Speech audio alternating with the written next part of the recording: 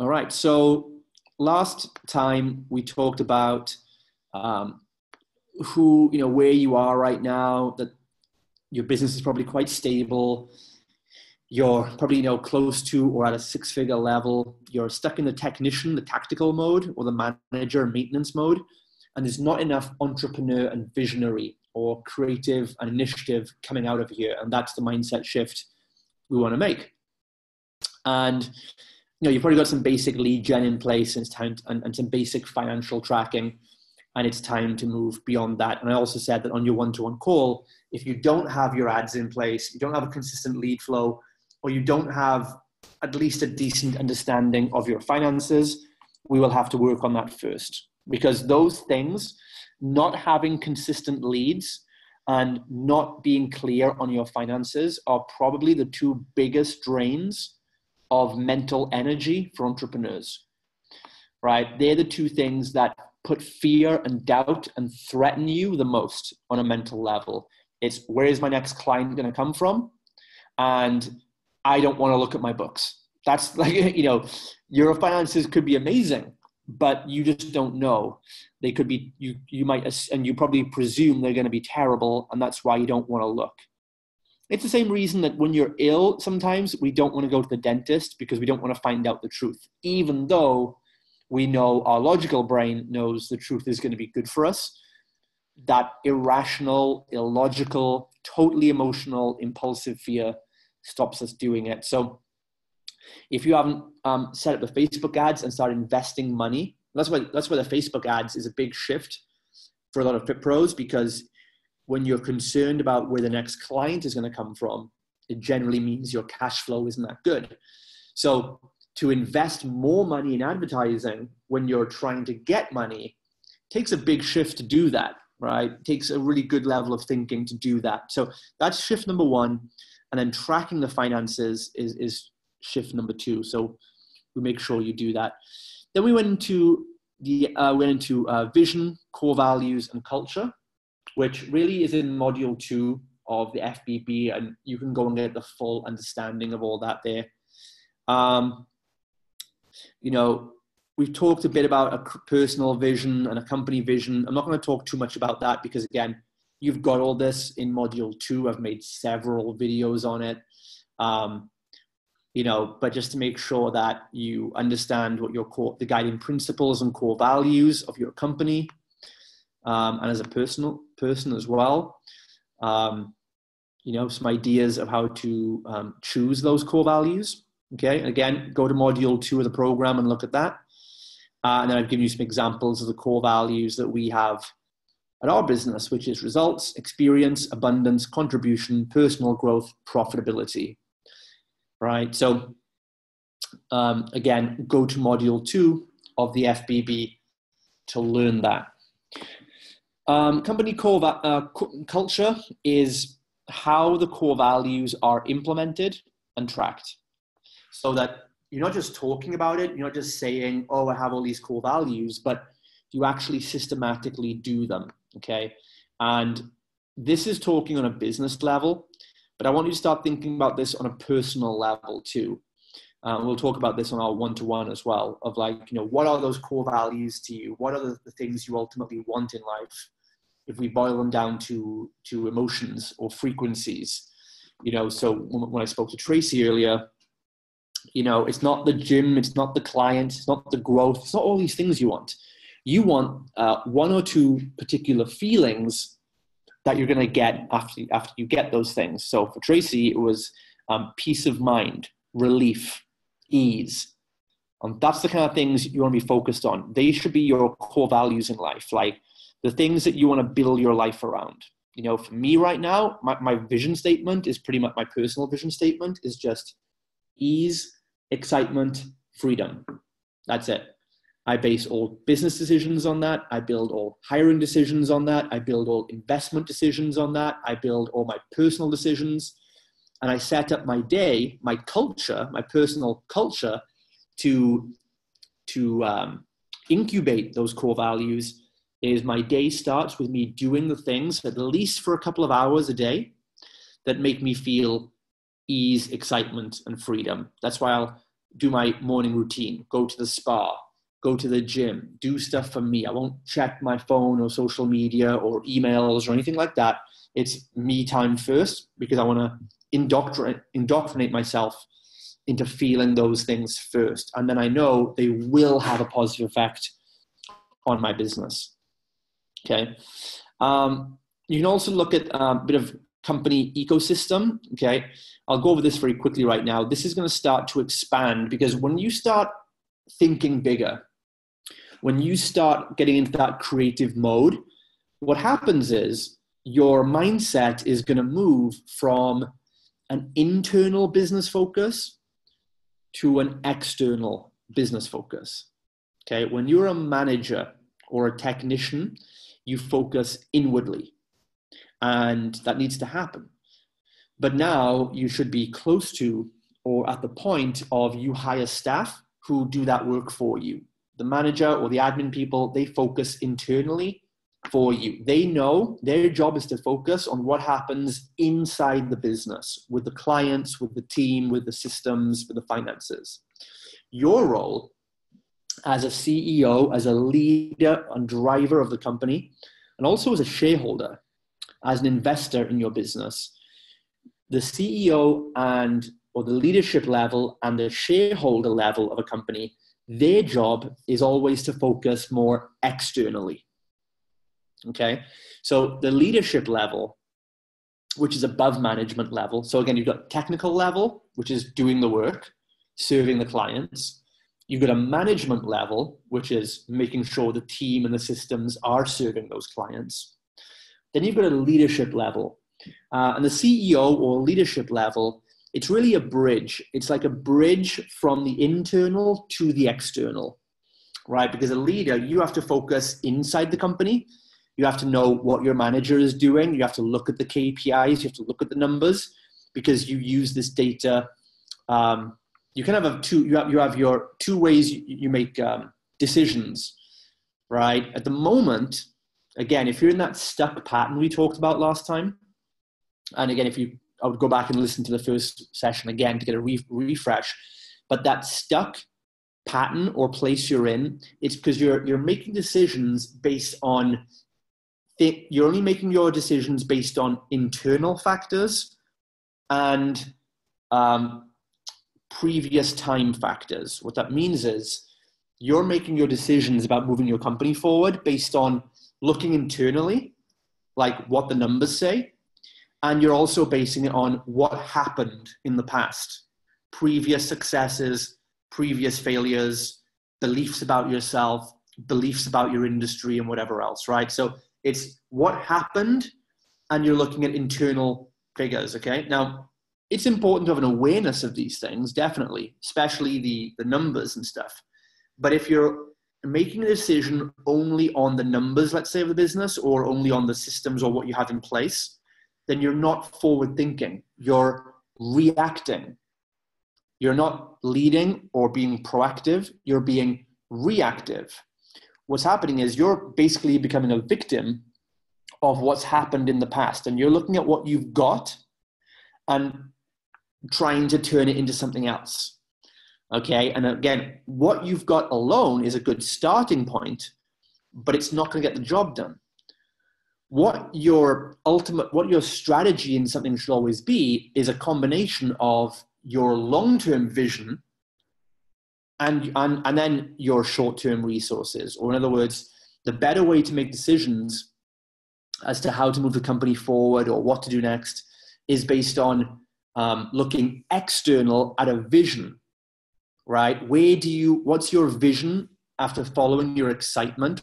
What do you want the company to be? And then the second piece of data is, okay, and where is the company now? How viable is that?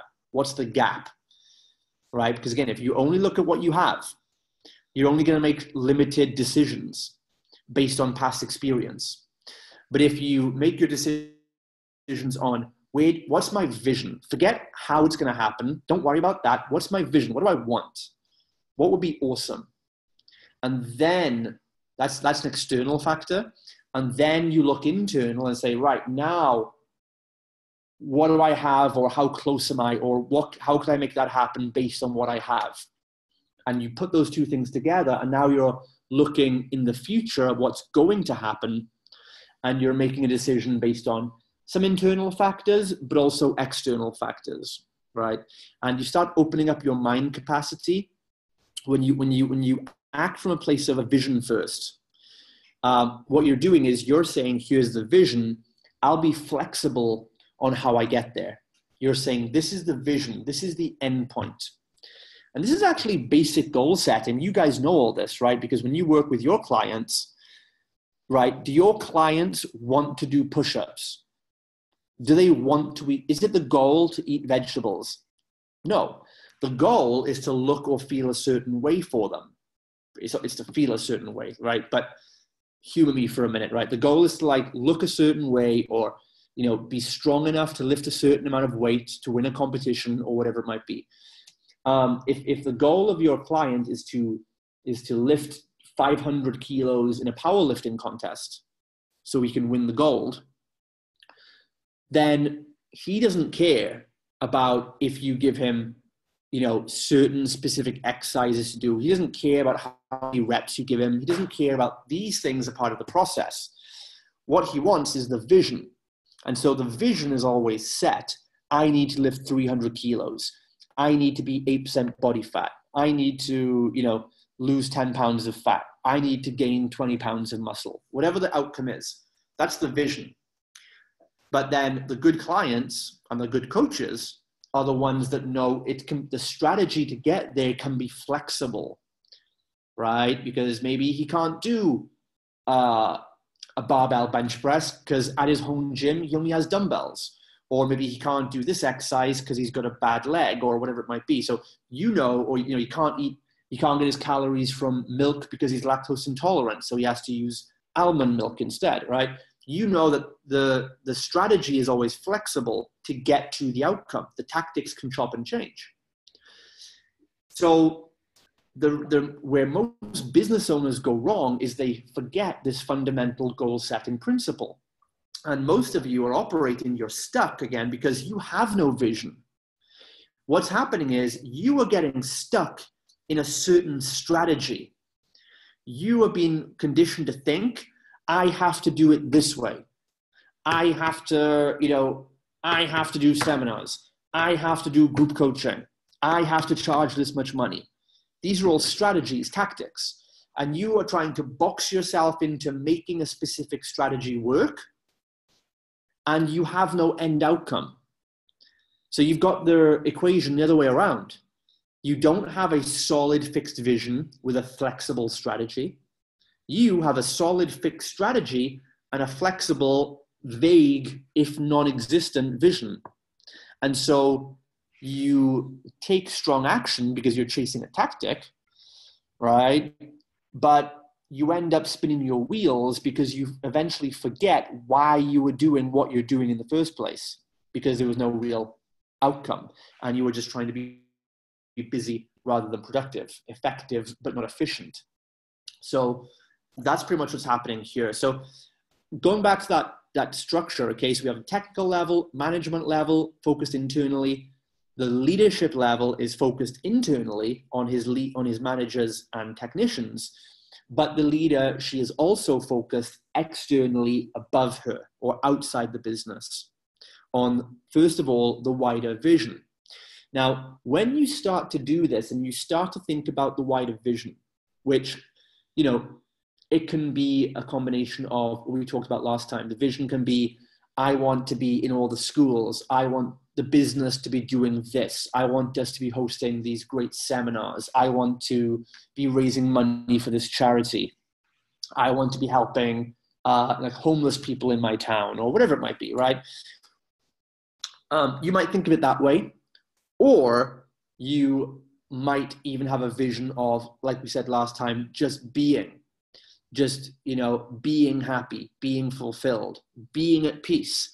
And however that turns out, if you then create a charity fundraiser, or you end up in the local newspaper, or end up building a franchise, or whatever you do, you might not even care, because the right thing is going to come along, the right opportunity is going to come along for you that will feel right to you, which will help you be what you want it to be. That's actually more along the lines of how I do things now.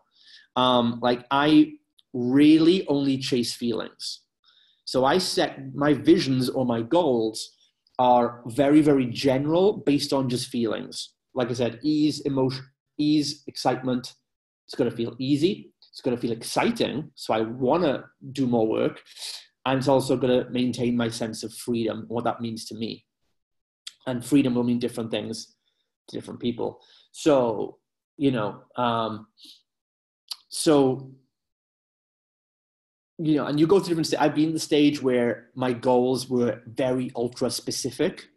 I wanted a sports car. I want a villa. I want this. And I achieved those things.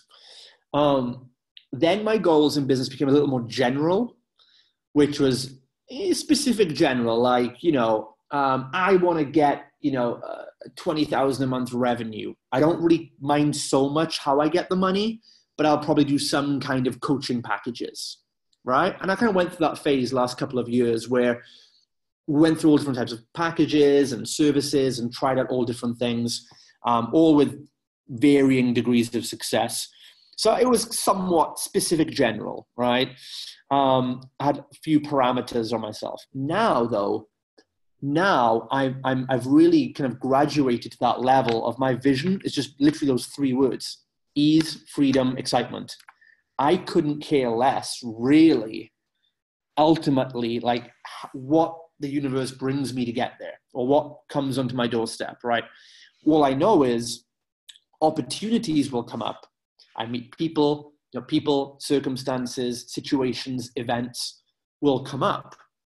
And I will evaluate them to say, right, because there's loads of opportunities. We all get bombarded with opportunities. My old self, my ego, is always looking for, will this make me money, right? Without doing anything. That's what your ego is always looking for. I've learned to bypass that voice. And I now feel secure enough to say, no, I'm going to evaluate the decision on this. Does it feel easy, exciting, and maintain my freedom to do this? If it doesn't, not interested. No matter how good it looks to somebody else. I've turned down like 8-figure businesses that wanted to work with me last year for this.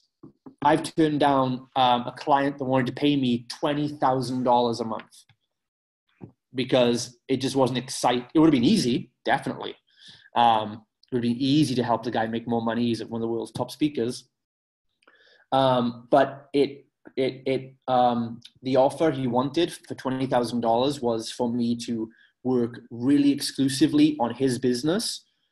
And that then threatened my freedom. Because I was like, I don't want to work only on your business. And the second thing it threatened was the excitement, right? I wasn't excited to work with him because I just didn't really believe in his products and services that much. He's a great guy, but I was like, your services like don't really excite me. It's the same reason why I've kind of made the shift now to only work with fitness pros, because general coaches and life coaches, most of those guys just bore me now, right? I mean, there's a couple of exceptions like Brian and Carrie and those. And Brian and Carrie are one of the only ones I actually work exclusively with now because I just love them as people and their vision does excite me. But most other like relationship coaches and mindset coaches, most of them are just full of shit anyway. And it just doesn't excite me. I'd much rather work with you guys here, building real local businesses. You have a proper mentality. You've got skin in the game. That excites me more now.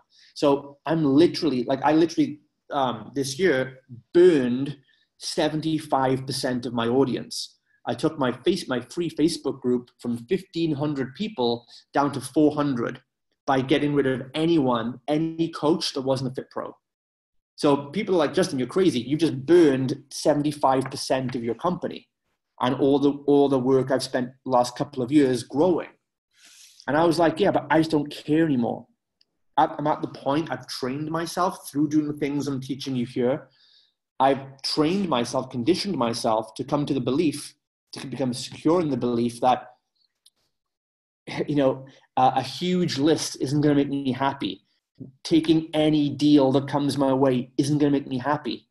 being happy is going to make me happy. Only being happy is going to make me happy now, right? So only honoring those feelings first is actually the number one thing, instead of pretending that, but then doing the actions that are not in alignment or congruency with what we're telling ourselves. Because if you say, you know, oh, it's not about the money, I'm only going to work with clients I love and can really help, and then you take the first deal that comes your way, you're not living in integrity with that, right? So you're always going to then immediately feel bad that you went against your own promise, right? Or you went out of alignment with yourself. And then again, that is then going to show up in your results, because you're going to take those deals, work with those clients, do those projects, whatever it might be, you know, keep working with that team member that you know you should be firing, but you keep them on anyway, or whatever it might be. And you're going to do it. You're going to know it's not alignment because it makes you feel anything negative. And again, you've got two choices. You either have to change it and go back to doing what is in alignment with you, or if you feel you can't change it, or you think it can be turned around, you have to change your perspective on that thing. And you have to learn to turn it into, you know, and change your beliefs around that thing so it does feel good, right? So that's what I talked about before, changing doing to giving.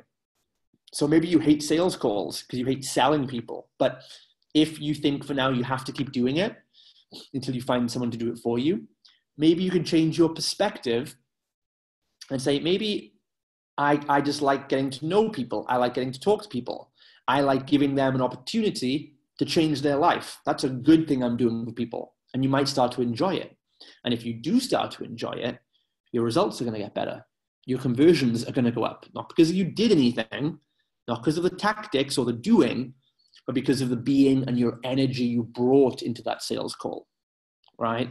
So the leadership level, you have one of two directions. You're either going to, you either might think of it on that level, like simple words and being. I want to be easy, free, very, very general.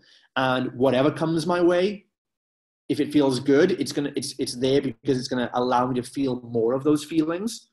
So again, this year, like we're now launching a gym license, a slimming club kind of license, you know, going into all other types of investments that I never would have dreamed of 6 months ago. I didn't know these things would excite me, but I just focused on feeling excited and doing things in my life now that excite me. And then more opportunities come, which resonate with me, and they're exciting and they're beyond what I could have consciously come up with myself, right? So sometimes if you just let trust in those emotions or vibrational frequencies, and you just sit on those frequencies and trust that what does come into your life will be giving you more of that, you can get to that place. And that's kind of where I am right now. Or you might be at a place where your vision is a little more specific of, I want the company to do this and to have this and to do that. And that's fine too, right? However, whichever way it is, when you as the leader start looking externally to do these kind of things, your brain is now going to start thinking about the wider ecosystem of the business, right? When you're focused internally, you're focused on, how are my ads doing? I've got that pain in the ass staff member. What's happening with these clients, right? How does my funnel look? All internal focus, right? When you start looking outside, you start thinking naturally about the ecosystem, because you start thinking, right, I want to do seminars. So you start thinking, well, which schools can I connect with? Or which sports teams could I connect with? So you actually start thinking strategically now how your company can be a value-producing machine to the wider community. And that's the way to think of it. Because you're going to start thinking bigger as a leader, which means you're going to realize you need to start making bigger connections with your ecosystem. Your ecosystem, if you're a local business, is your local area. If you're an online business, your ecosystem is your niche online, wherever they might be in the world.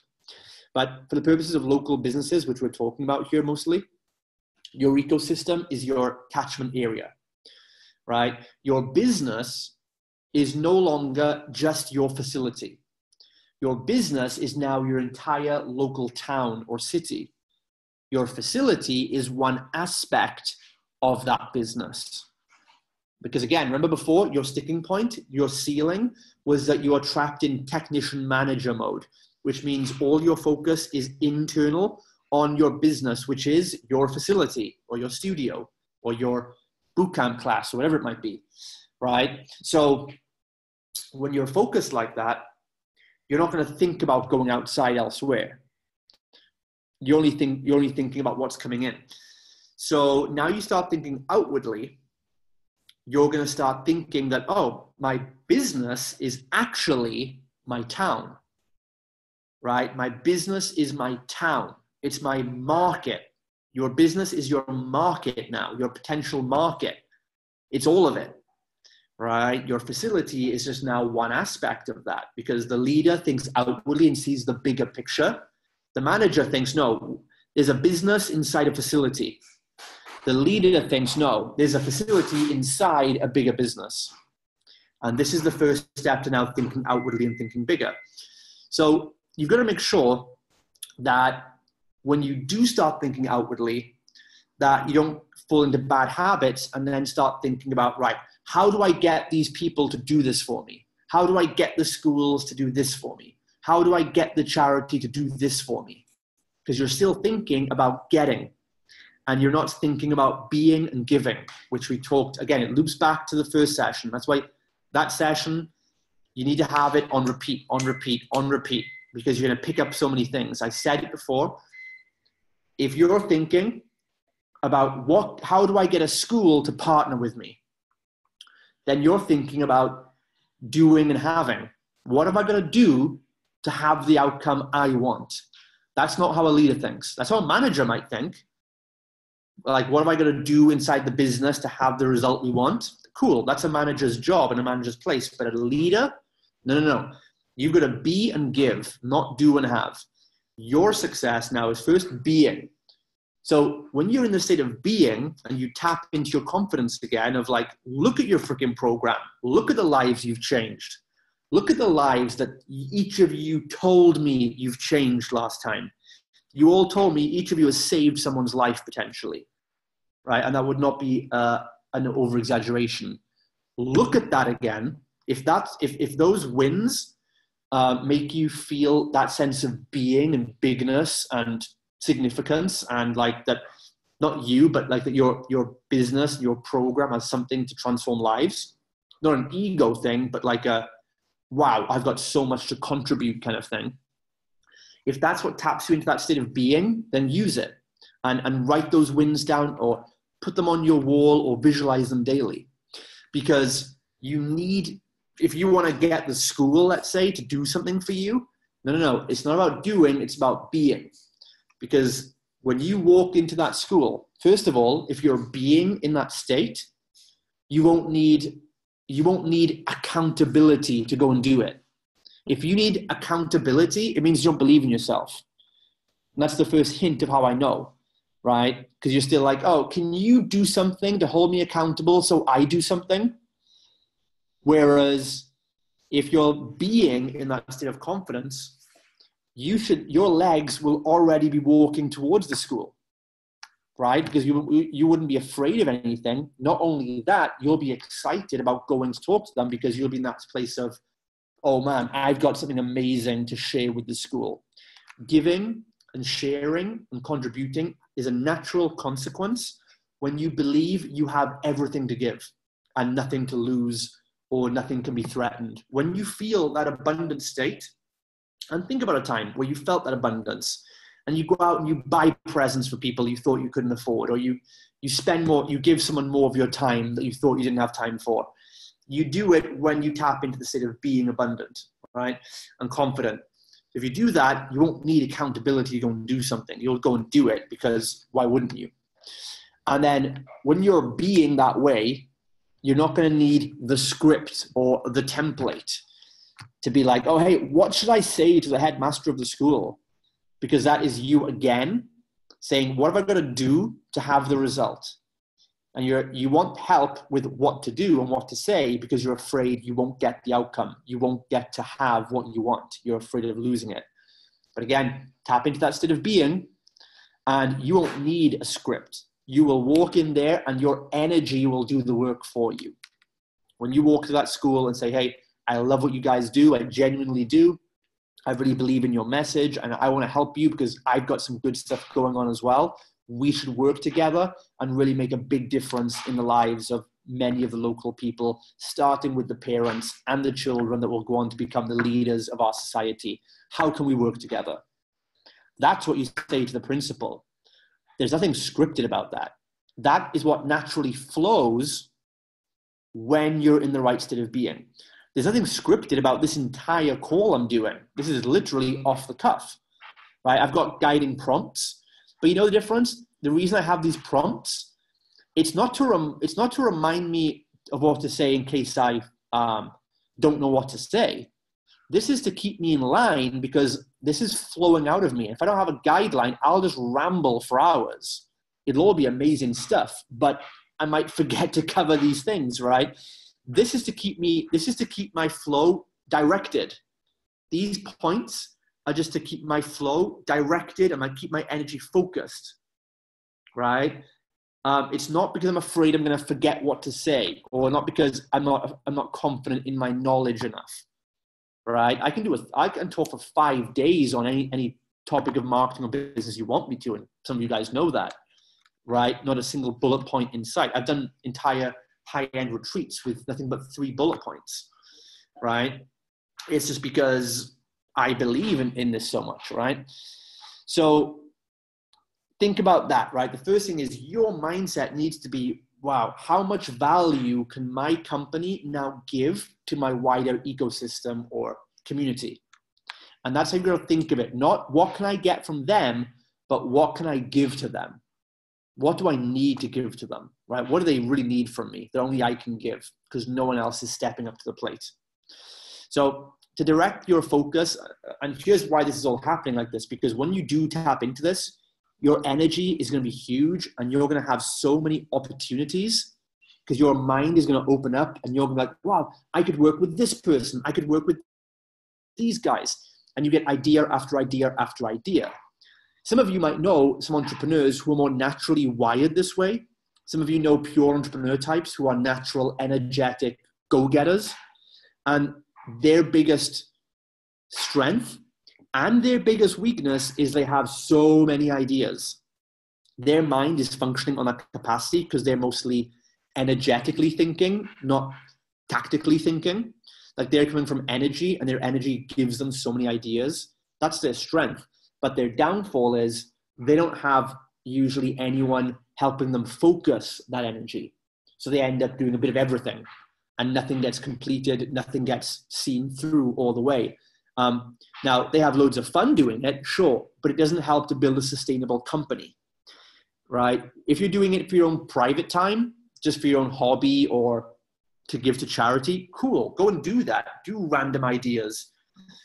But if you want to leave a business behind that other people can run and maintain for you, there has to be some structure. So when you start tapping into this energy and your mind starts flowing everywhere, to help direct you, you can always remember that there are 6 key parties that make up this wider ecosystem, just to help you kind of stay focused on it, right? And in order, pretty much here, you've got your shareholders and investors, which includes you, right? Now, if any of you have done equity deals or you're in partnership with your wife or your husband or whatever it might be, your first responsibility in business is to serve the shareholders. The first responsibility of any company, and you want to write this down, is to serve the shareholders, not the clients, not charities, not the taxman, well, maybe the taxman, but more importantly, the number one person your business has to serve are the shareholders, because they are the people investing and risking the most to keep it alive, right? So, and again, if you're the main shareholder, you have to get served first, because if you aren't getting served, if your company's not giving value to your life, how do you possibly have anything to give back to the company? It has to be synchronously helpful, right? And I should mention here, the shareholder is the fourth level of that structure we talked about. From the technician and manager are internally focused. The leader is half and half. The leader is the bridge from some internal focus, but also external focus, and transmutes the two. The shareholder is the fourth level. The shareholder as a role in your company is only external focused. The shareholder is looking at what area you're in, what's your market potential size, what's your stock value size, what industry are you in, where are you going to be in the future, how are you going to make profit, right? The shareholders are only focused on the visionary side. So if you're the leader or CEO and a shareholder, you have both these responsibilities to look for, right? But you might eventually come to a point where you actually hire somebody else to be the leader or CEO of your company, and you become a pure shareholder, right? And your job is not to look inside the company, but it's to look at what comes next outside the company, or to look out for oncoming trends in the industry that might affect you from outside. So like, real estate prices or law regulation, for example, right? I mean, you can do all the work inside your business and make sure you're profitable and have your systems in place and have your ads running and have a brilliant team and have an amazing product and have happy customers. Great, do all that. But what you won't see coming, only the shareholder can see coming from outside, is maybe the fact that maybe next year, if you don't have a level 3 personal trainer certification, you'll get barred from working with anyone. Maybe that regulation changes. And if you can be doing all the work inside the business, if you don't see that coming, you're going to be hit. Or something like GDPR comes along, or whatever happens, right? Or maybe like some of you guys live in California, maybe there's an earthquake tomorrow. You have everything internal in the business, but no one's looking at outside forces, and maybe a storm is due to hit, just demolishes your business. No funnel is going to save you from that. That's what the shareholder and your job as the owner of the business, not the leader or the manager or the worker of the business, but you as the owner or part owner of the business, your job is to look purely externally at threats and opportunities that you can't see from within, right? So that's just a bit more info on your shareholder role. But, the value the company gives to shareholders is going to be time, wealth, freedom, a sense of contribution, and personal growth, right? That's types of value we could give. You're then going to give value to the clients, which you guys are doing right now, so that's okay. And team members, cool. This is more internal. So these three are more internal parts of the business. The next three, this is where you get more of an external focus, which you guys are going to step into now. There are suppliers, potential JV partners, and your wider community. So you can give value to your community by charity events and donations, inspiring people, and creating new jobs. That's a big overlooked factor of the value your company can provide to community is jobs and increasing the economy of the area. So you see, do you guys start to see right now, the minute I say that, the minute I open your awareness to, hey, do you know that an important part of your company is creating jobs for people? That your business isn't just about getting people in shape. Your business, your service is about getting them in shape, but your business as an entity, as part of an ecosystem that you're in, and the ecology of your ecosystem, everything has a knock-on effect. So one of the things your business can actually do is stimulate the economy of your area. Now, the minute I say that, does that not open your mind to new potential JV partners or a new awareness of, well, maybe if you're giving jobs, who or what entity that is a big part of your ecosystem might want to support you now? Let me know in the comments. Over to you. So if you're creating new jobs, what other types of people or organizations now have a vested interest in helping your company do that? Who would benefit by if you start producing more jobs or you lay out a plan to bring more jobs to the area? Now what happens? right? Jack says local colleges. Great, that's one, because local colleges are always looking for places to, local colleges that train sports study students or universities that have graduates, what do they want? What do they really want? They want their people they just train to get jobs because it makes them look good. And it's because they just want their people to work hard to get a job. So when you do that, there you go. Boom, instant opportunity opens up to you, right? Tracy says any of the local schools and city programs, yeah. Adam says the council, right? That's the big one I'm thinking of, that your local council or government authority will definitely be interested, as this will potentially be lowering the unemployment rate and increasing the GDP of the area, right? So you see, guys, right? This is now we start thinking on a whole other level. This is what the leader in you, the leader and shareholder in you who only focus externally now start come up with.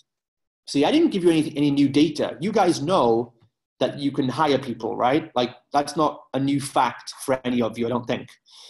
Like, none of you are watching this like, oh my God, I can hire people. Like, you know that. Most of you do hire people. But what you weren't looking at, but you were looking at hiring people from the manager or technician's perspective, which is internal, which is how does it benefit us internally? I need a coach to cover my 3 o'clock session, right? Which is great, but that's level 1. We're on level fucking 10 right now, right? Which is, man, the fact that I'm intending and excited about bringing jobs to other people means now the colleges, the universities, the sports programs, and the council, wow, I can go to them now. They all need to help me. Like, I'm going to go because I'm going to give value to them. The more my company grows, wow, we're all in this together. I'm going to grow my ecosystem and they will benefit mutually by helping me. So maybe you start getting funding or grants or the government initiatives where the government can start paying off. They can start paying some of your payroll for you. What happens now? Profit margins go up. Government programs get brought in. You see, guys? And all that's happened here is you've shifted your perspective. You're thinking about creating the value of jobs from an external focus, from a leader/shareholder focus, not a manager-technician focus. Does that make sense, guys? So from a technician focus, you're thinking, I hate doing my 3 o'clock session. I want to hire a coach. From your manager perspective, you're thinking, my 3 o'clock coach is doing really well, or he's not doing very well. He's a headache, or I need to change his job role somehow, or fire him, or whatever. From the leader's perspective is, oh, the more people I bring into my company, the more time I have to go out externally and do external things. The leader is the transmuter, remember. The leader brings things from outside and puts them in the inside. And the shareholder is purely outside. The shareholder in you is the one that goes to local council, says, I own a business here. We plan on bringing jobs to the area. I want the area to do economically well because that'll allow me to scale my business. Do we have a deal?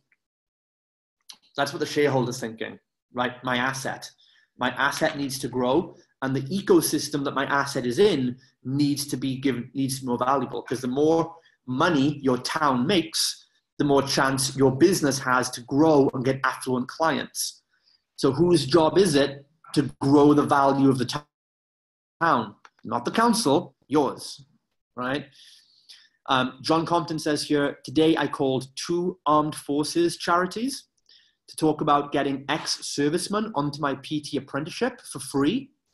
Local colleges could also be a good place to approach. Fantastic. That's the kind of thing we're thinking of here, right? So who else is doing that in your niche, right? Who else is going to donate these amazing, valuable services to ex-servicemen, right? This is the kind of thing now the media are now, when I want to talk about, media are one of your partners, right? So you're now, if you look at media as partners, you're now able to give them content. I said partners here. This could be local hairdressers, local colleges, media. Remember, the media, they're local businesses. Your local newspaper or radio station, they're a business too. They're a JV partner, joint venture partner. So what value do you give to them when you approach them? Well, you're giving them promotion, right? I mean, you can promote another company. You could give them commission for sales they help you make. Or you can work out commission deals that help them too. Maybe you send your clients to them and they pay you a commission, right? You could also give them content. And that's what I mean by the media. So John Compton, you can now go to a relevant charity or even something like the BBC News or a local BBC network.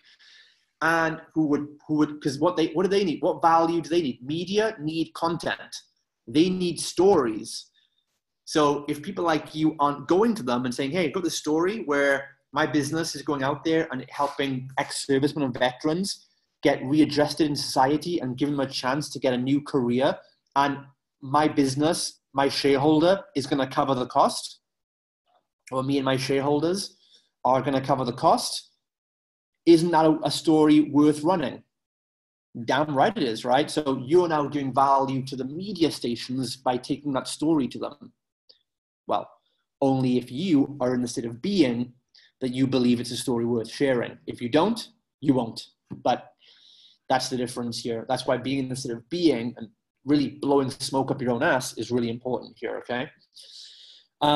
You could give mentoring, which is kind of what you're doing with this initiative. You're mentoring these people from the armed forces, or developing their skills professionally or personally in some way.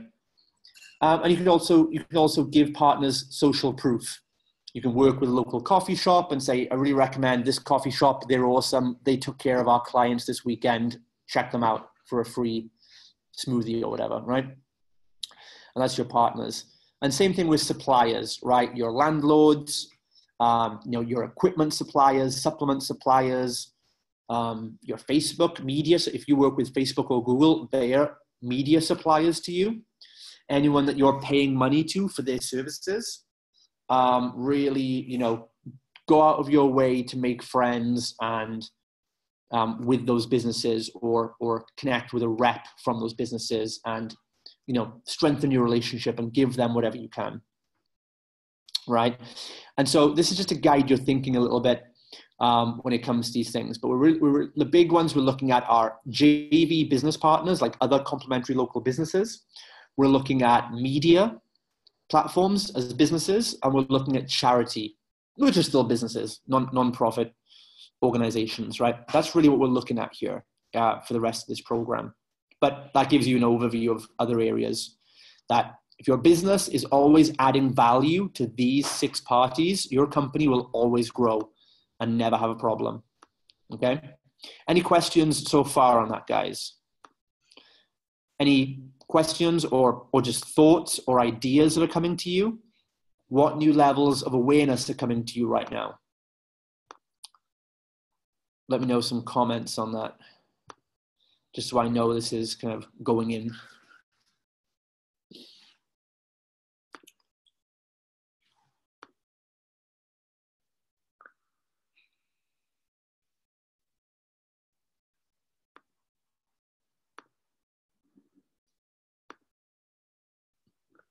Anything at all?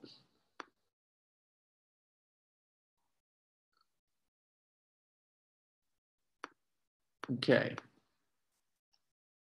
So John says here, it really feels like when you're in being, you don't need to think about how to do something. You just do it.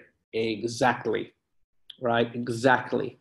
And this is not spiritual mumbo jumbo. It's not woo-woo. It's just common sense. I'm going to break, if anyone is skeptical, and again, this is what I mean by, when I give the bigger picture overview here, it's a bit more on a scientific, practical level. You can go as scientific or as spiritual as you want to. Spirituality and science are actually the same thing. But look at it from a particle physics point of view, right? If you guys imagine a cup of water, right? When you have water, right, or any liquid, any substance, right? When you freeze it, when you lower the temperature, you're lowering the vibrational frequency of it. The vibrational frequency, a higher frequency means particles move faster and uncontrollably. If a vibrational frequency lowers, the particles move slower and less. take a glass of water, and if you freeze that water, you are lowering the vibrational frequency. What does it do? It gets rock hard. Are you with me?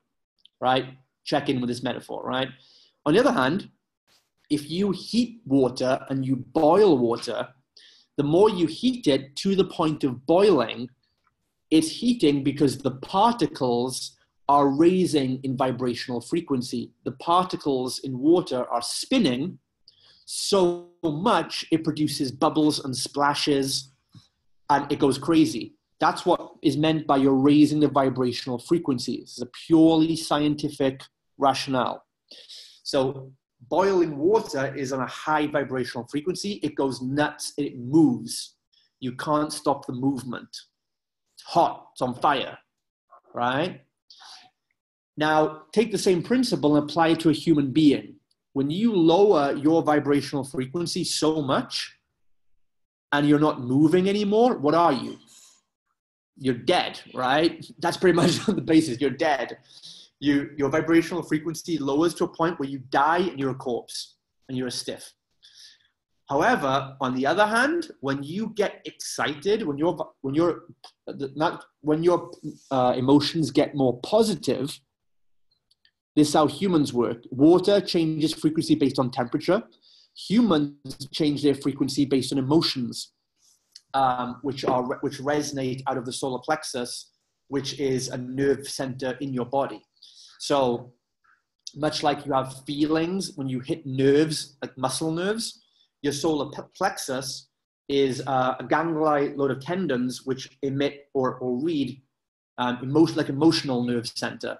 So when you have higher and higher frequencies, we give them names. We call emotional rays. We call it, contentment, to hope, to happiness, to eagerness, to excitedness, to love, to empowerment, to epic levels, right? That's just names we give the emotions, but really scientifically, it just means we're raising in frequency.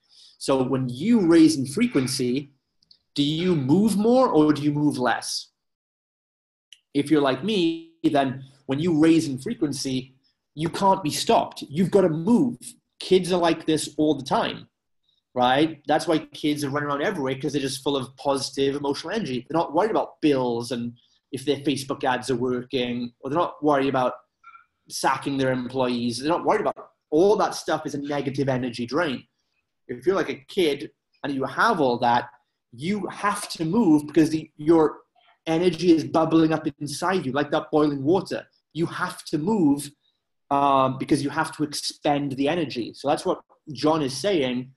You just do it when you're in the state of being or feeling. And that's what I also said was, if you know on a feeling level that you are going to help that charity or that business, then your legs are already moving. Same way, if you see a child who's in danger, or a child is going to get like drowning in a pool, you're going to jump in and save them. You're not going to, you're probably not going to, like, your instinct is going to be, I've got to move. I'm not thinking about how, I just got to do it. That's natural, instinctive to all of us, right? You've just unlearned that because you get caught up in negative beliefs and emotions all the time. So that's pretty much what's happening here on a practical level. Okay. So that's the big picture and the mission. Okay. Now we're going to go into, on the next session, we're going to go into leadership and management, right? This is where we get really funky with stuff. Okay. Leadership, we can break it down into 4 different areas. And we're not going to cover like all of these today, but I'm going to go on for about another 10 minutes or so. But this will really be the focus of the next one. But we're going to start here. So there's 4 types of intelligence to be a very good leader and manager. Okay. The best way to distinguish leadership and management, what do you guys think the difference is? Tell me if you had to guess, what do you feel is the difference in the definition of leadership versus management? What is the difference? Would you guys venture to guess? Did you realize there was a difference? First of all, let me know in the comments what you think the difference might be. Oh, Georgina is cooking something good tonight. I can smell it. All right, guys. So I'll tell you the difference, right, with leadership and management. Oh, hang on, so Tracy says leadership is leading a group or inspiring them. Management is more on the systems and process. Yeah, that's a very good. That's a pretty good distinction. Again, it's more about management is based on what's happening or what's happened. Management, again, is internal, and it is like managing what happened. How did that system go? What was the outcome of that? Tracking, for example, right? Ray says leaders focus on vision, managers manage the systems and processes. Again, yes. But again, guys, the more distinct definition for you is you're managing to manage. It says it in the name, to manage something has to have happened first, right? You can't have a manager of a football team unless there's first a football team. So managing is you're managing what was already created. Leadership is creating forwardly. Leadership is creating and inspiring what's going to happen. All right. So leadership is creativity and forward motion. Management is more like picking up the pieces behind it, right? Or tidying things up along the way. And every good leader has a good manager behind them, because the leader is out there going crazy, acting on all these ideas, going nuts, acting faster than everybody else. And the manager is pretty much tidying things up behind them, sorting it all out, organizing it, and then tracking the effectiveness and making it more efficient for next time, right? That's pretty much how that works. So to be an effective leader and manager, there's 4 elements. There's cognitive intelligence, emotional or social intelligence, business intelligence, and talent or people intelligence. You know, reading people. And basically, the first part of this is looking at how your mind works, right? You have to get a grip of your mind and how your mind works. Then once you can do that, you can then look at your emotional intelligence, which means understanding how your emotions work. And then you have a good understanding of your mental emotional framework. And when you do that, you then understand yourself. When you understand yourself, that's the first thing a leader has to do, is understand herself or himself. If you don't understand yourself and don't know your own triggers and your own goals and your own inspirations and your own vulnerabilities and your own weaknesses, if you're not aware of that, you will never be able to help or lead anybody else.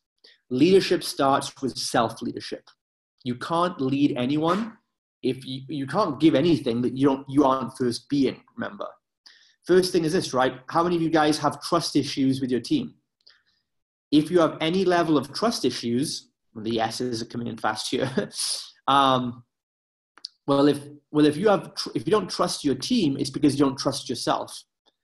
You can never trust a team member unless you trust yourself. If you want to be able to trust a team member to do their work and trust that something bad, it might go wrong, you have to trust yourself first to be able to think, well, if it does go wrong, I'll handle it. I'll figure it out. I'll get us back on track. I'll think of something.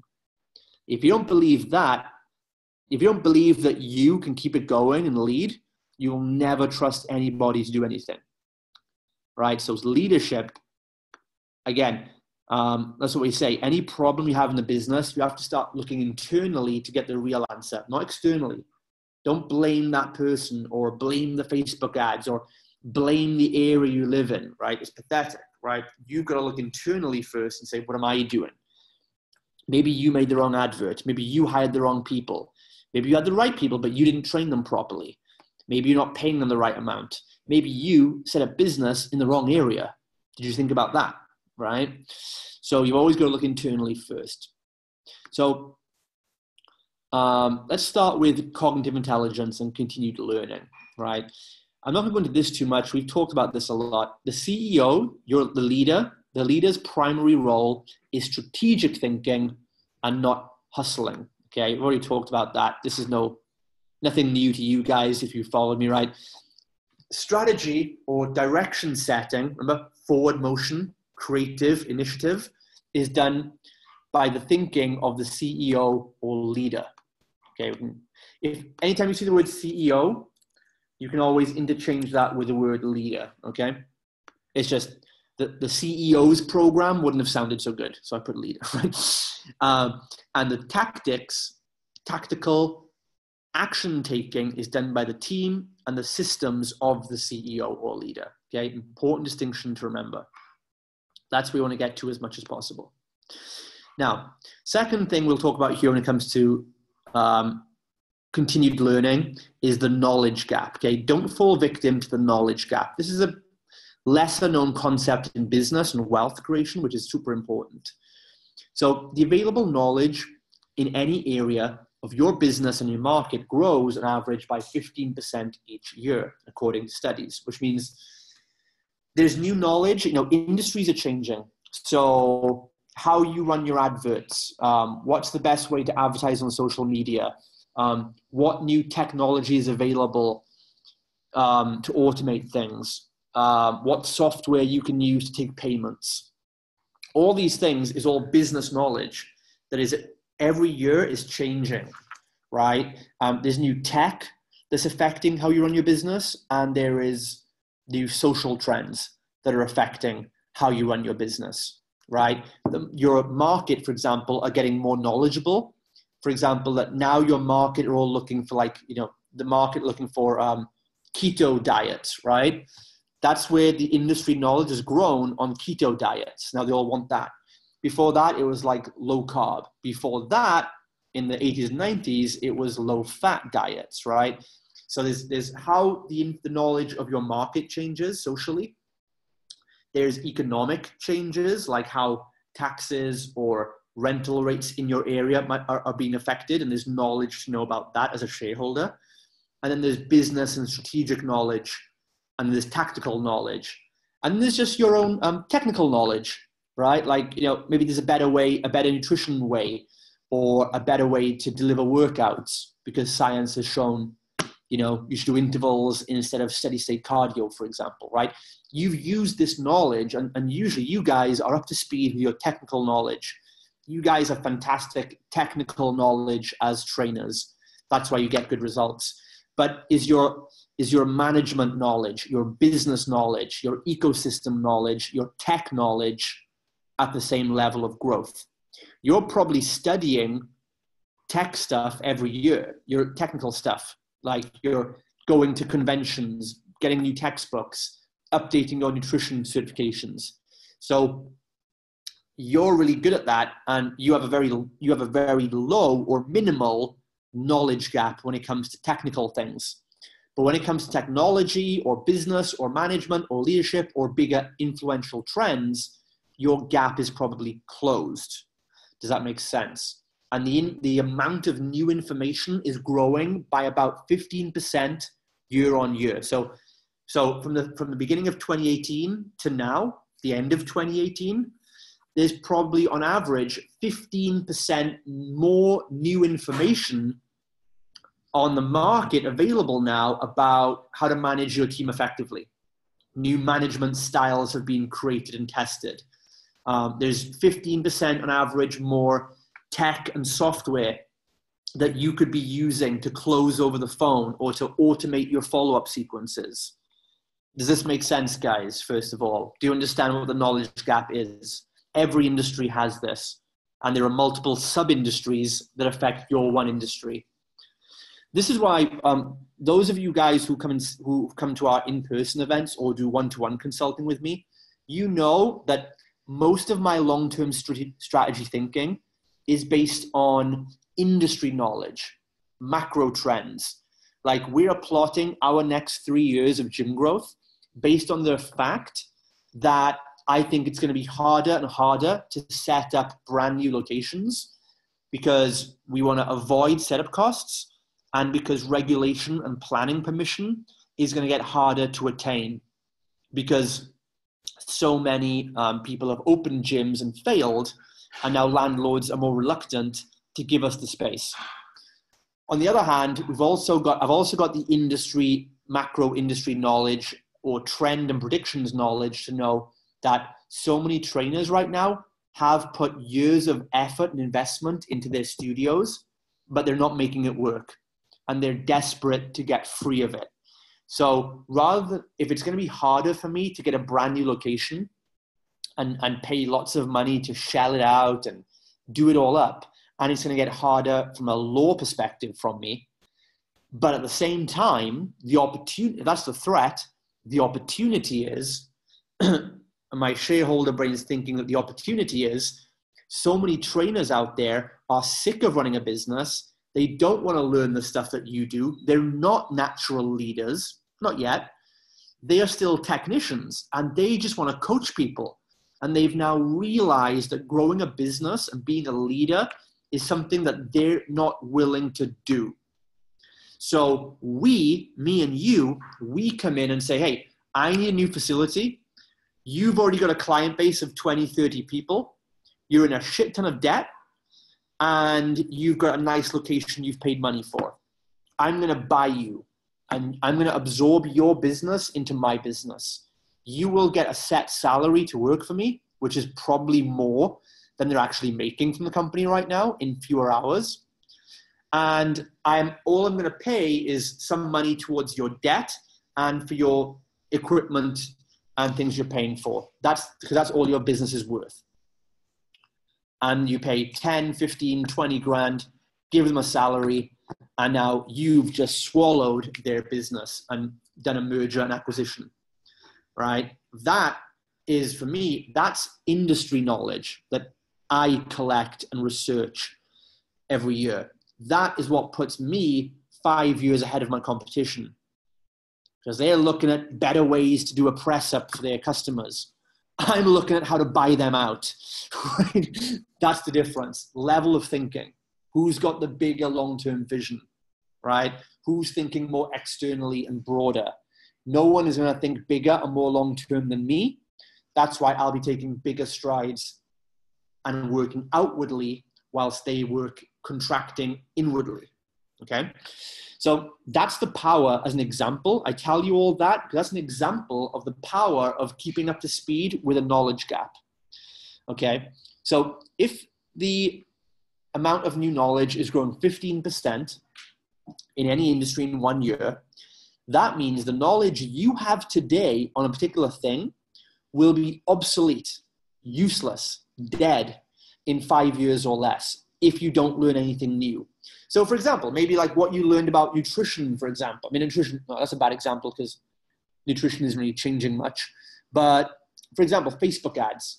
If, you know, Facebook ads or how you do them or how the platform is changing, for example, is changing by 15 to 20% year on year, right? So if you learned Facebook ads 5 years ago and then you just stuck with that way of doing it, the way you do ads would have changed by about 15, 20% year on year. And by now, 5 years, 5 times 15% equals 100%. So today, Facebook would be done completely differently to what you recognized 5 years ago. And that means your knowledge on that topic would be obsolete. Does that make sense, guys? Right? Tracy says here, this is so true. I started boot camps in parks in 2010. And the ebook I wrote has no relevance today. Exactly, right? So that's pretty much what's happening. And you see the difference there, right? It's going to be obsolete. So if what you learned about management or technology or industry trends was from 5 to 7 years ago, you have zero advantage today. You know nothing, literally nothing. Okay. And so what happens then? Well, when a CEO or a fitness business owner has obsolete knowledge, then they must rely only on operational knowledge. Operational knowledge is what did work. Does that make sense, guys? Can you, for a moment, look into yourselves, look into your company and how you run it, and ask, are there any elements here that this is what you've been doing or risking to a point, right? You start looking and acting only on what did work, and then you get butthurt that it doesn't work today. I get Fit Pros, and again, 15% isn't the average. I would say with something like Facebook ads, it's probably more like a 40% per year, because I get messages all the time from Fit Pros who message me and say, Justin, 2 years ago, I ran a Facebook ad and I got like 20 clients for £1. And today I got those 20 clients, and then I stopped doing adverts because I'm just doing it reactively. And now today, all my clients have left and I do the advert again. I did the same advert and it got me nothing. And I'm like, yeah, because Facebook ads changed and they went up in price by 2,000%. And now they get butthurt and they go and blame Facebook. Well, whose fault is it, right? It's your business here on the line, and you have the audacity that you want to rely on Facebook ads, and you know it's the best way for you to get clients, yet you can't be fucked to learn anything about it in the last 2 years. No, you don't deserve that privilege. You've made your knowledge obsolete and thrown it away. That is an irresponsible business owner, okay? Now, the obvious question is, but I don't want to learn about Facebook ads. I don't blame you. But that's why you get to a point, if you really know Facebook ads are that important to you, you want to put yourself in a position where you can work with a Facebook ads manager. Someone like a Mike Yander who works with us and many of you guys, who is going to keep on top of his knowledge every year. Mike is never going to fall under the knowledge gap because he loves that shit. It's his like exciting thing, right? I can't be fucked, but Mike loves it. So I love doing things like this. I love doing like leadership training for you as much as Mike loves talking stats and Facebook tactics to his people, right? For now, at one time I enjoyed teaching Facebook ads. Now I don't because I've mastered it. It's like, it's not really, it served its purpose. It's not my role in the company anymore. I've got bigger things to do. So you see now, that's for me, the value in having someone as an ads manager, right? It's not just to outsource it. It's because that I want to hire someone who is going to make sure they never fall under the knowledge gap. That's the difference, right? I always want to hire people who want to work to learn, not just work to earn, right?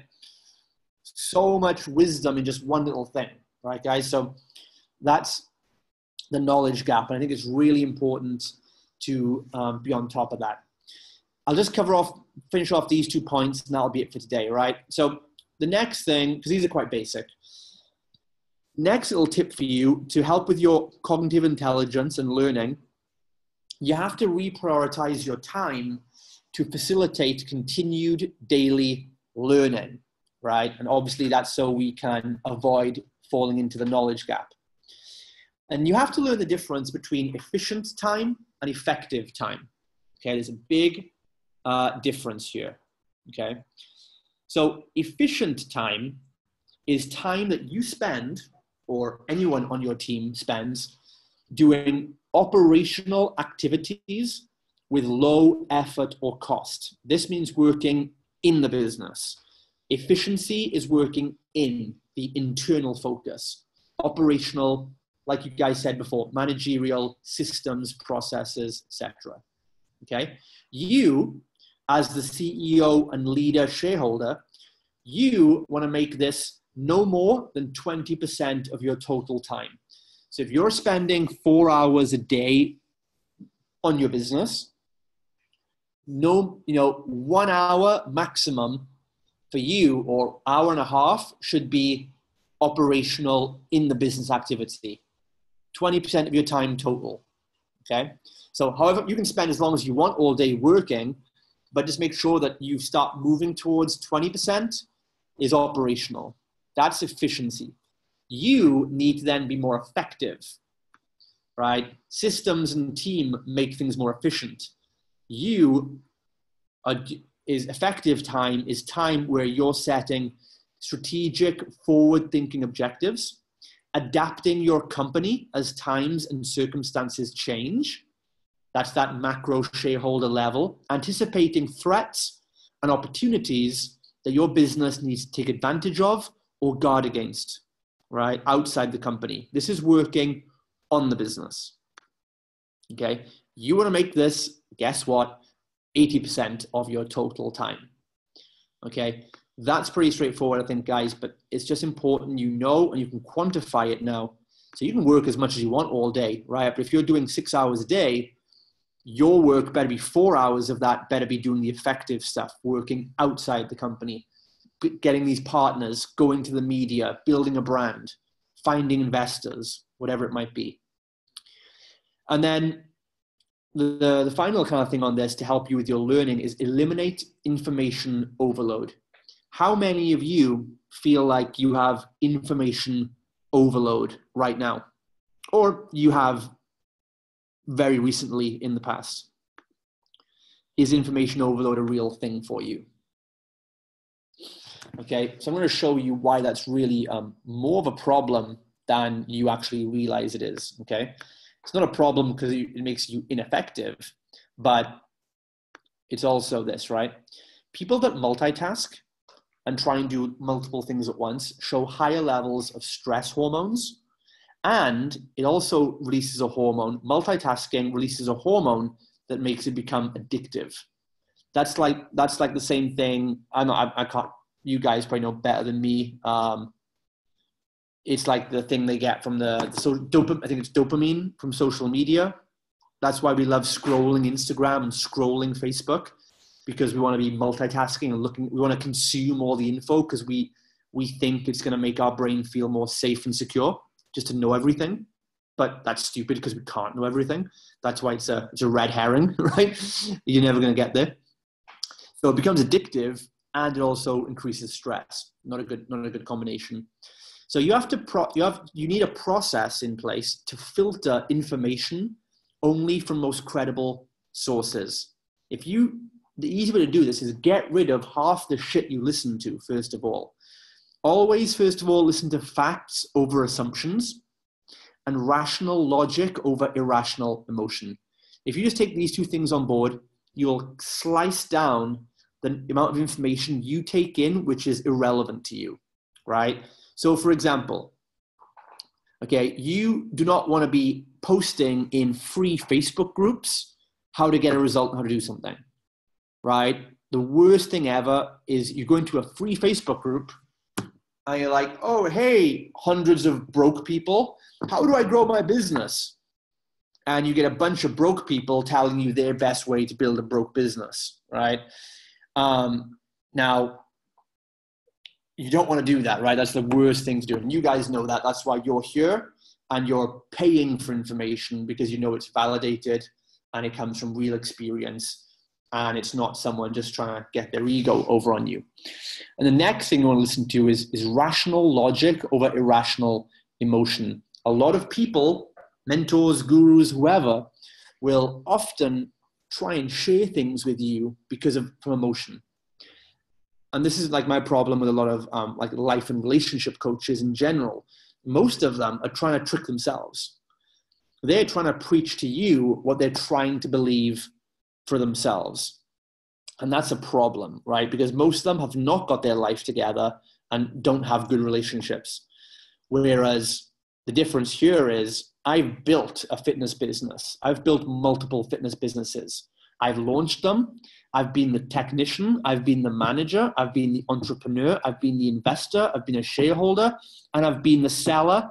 And I've even been the buyer. I've done it all, right? And so what I'm giving you is pure fact of what worked for me based on the most universally applicable principles I could narrow it down to, right? Because again, what works for me won't work exactly the same way to you. What does work with the highest viability is principles. So what I do is I always take what worked for me, but I'm not blinded by ego enough to think that that's just what you should do, right? Which is a big problem in the industry of just copy what I do, right? I did a 6-week challenge, so you should do a 6-week challenge. Bull, right? I say, I did a 6-week challenge, but what are the principles that made that work for me that would be universally acceptable to you? So what made a 6-week challenge work for my one business was the fact that A, I had a large marketing budget. B, I had a large facility to fill. C, I knew exactly how to do the 6-week challenge and make profit early on in the process. I didn't have to wait a 6-week turnaround time to get the money. And so on and so on and so on. So that turned into my load of principles to say, here's how you might want to follow these guidelines and considerations to get equal success for yourself. But the tactic might look different. Okay, that's an example of giving you rational logic, not irrational emotion. Like, this is working really well for me, you guys should just copy it. That's irresponsible, irrational, and stupid, right? And that's why most coaches who are doing that in fitness and in marketing and business, they don't last longer than 6 months because they get some results for their clients immediately, but then they're slaves to a tactic. And when that tactic stops working for them because bigger macro influences in the ecosystem change the direction, their businesses go under, right? That's why if you're a tactician, like if you only sell Zumba, you're putting yourself in a tiny box.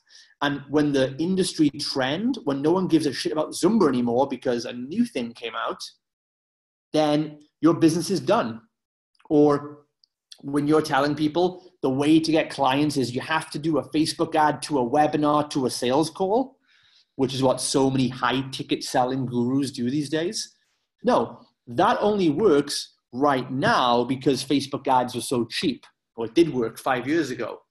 Now, Facebook ads are 2,000% more expensive, which means people now try doing the same tactic. And 5 years ago, you'd pay $3 to get someone to a webinar. Now you're paying $30. And so the tactic for most people doesn't work anymore. And those people that have built their entire businesses on, I have a high ticket selling funnel model, are going out of business and they're vanishing because their own business doesn't even work. They make no money and their clients now make no money. That's why you've got to be super careful where you get this information from. If they're selling just a tactic that sounds too good to be true, it's because it is, right? And you start getting this when you work with your clients. You always teach them, right? You've got to trust in the principles and be fluid in the tactics. But yet a lot of you guys, not so much you guys on this program, but a lot of fit pros in general, they ignore that principle when it comes to their own business. And they want the magic Facebook ad tactic or the magic sales script or the magic funnel that's going to make me money forever, right? And it doesn't exist. There are only principles. The tactics will change as the landscape of your business changes. The landscape, not just internally, not just your profit margins and ad spend, but the larger outside influences. How much do Facebook ads cost on average? That's a big, huge, significant influence on how much your ads work. Because there's going to come a time where Facebook ads will get more and more and more expensive, and you might pay £12 for a lead today. I bet in 2 years' time, you'll pay £20 a lead. And the fit pros who don't understand the principle over tactic principle are going to come to me and say, Justin, my lead cost went up. How do I fix it? How do I change my landing page? How do I make this better? And I'll have to tell them, you can't, because the price didn't go up because of an internal factor, which means your landing page is perfect. Your ad copy is perfect. It's been working all this time. It's not an internal factor. The reason your ads cost double is because Facebook put their prices up. It's an external factor that you did not take advantage of nor safeguard your company against, because, looping right back around, You were not thinking from your leader or shareholder external perspective. And your business was vulnerable and got fucked over as the times and the industry moved and evolved beyond you, because you were looking too small, playing too small, thinking too small, and you eventually fucked up a major opportunity where you could have become the biggest deal in your town. And I think that's a good place to kind of wrap that up there today. So that's pretty much a few little steps there about your kind of learning methodologies and your cognitive intelligence. With that out of the way, in the next few sessions, we're going to go into these three. And these are especially part 2, emotional, social intelligence is probably the biggest aspect of being a leader. And that'll be a really good one to go into.